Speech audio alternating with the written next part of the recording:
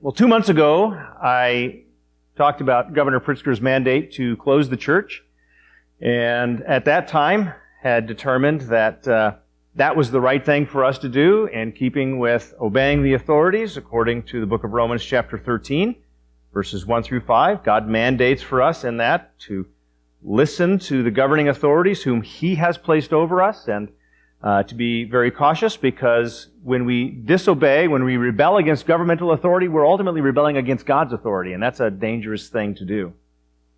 I'm also very mindful, I was at the time, of Acts chapter 5, where Peter and John make it abundantly clear that it is better to obey God than man. In other words, whenever mankind's rules are in conflict with God's rules, God is the one we obey.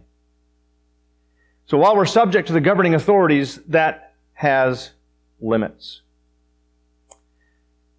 It seems at long last, at least I am convinced, that the time has come to say that our state government has overstepped its boundaries. They've declared that death and destruction are more essential than life and healing. The church is not essential, but abortion, alcohol sales, and the still federally illegal sale of marijuana is. I disagree, and it is for that reason I'm calling Fame Evangelical Church back to congregate. It is directly against Governor Pritzker's order. Shelby County, however, recognizing that his orders were odious and were an overreach of governmental authority, has voted to open businesses. And so we are still answering to governmental authority.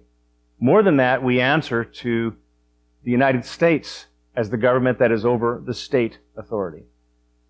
And the First Amendment says that there is no ability for Congress to enact a law that would stop the church from meeting.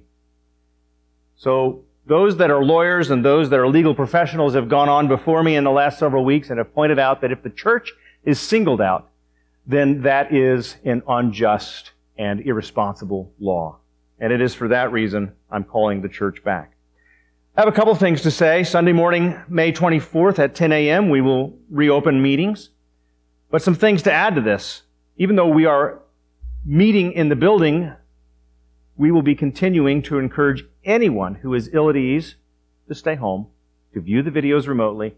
I'm still going to be recording. I'm still going to be spending Sunday afternoons uploading them and getting them on YouTube, hopefully by 3 o'clock in the afternoon. That's my goal. We'll see how that works out. I'm also making available to anybody who asks collected DVDs of sermons that are in the past. If you don't have access to YouTube, I will be making those available. You know, the virus that we are concerned about does exist. It has a 99% or very close to that survival rate, but nevertheless, that does not make it not dangerous. So as a church, we need to take it seriously.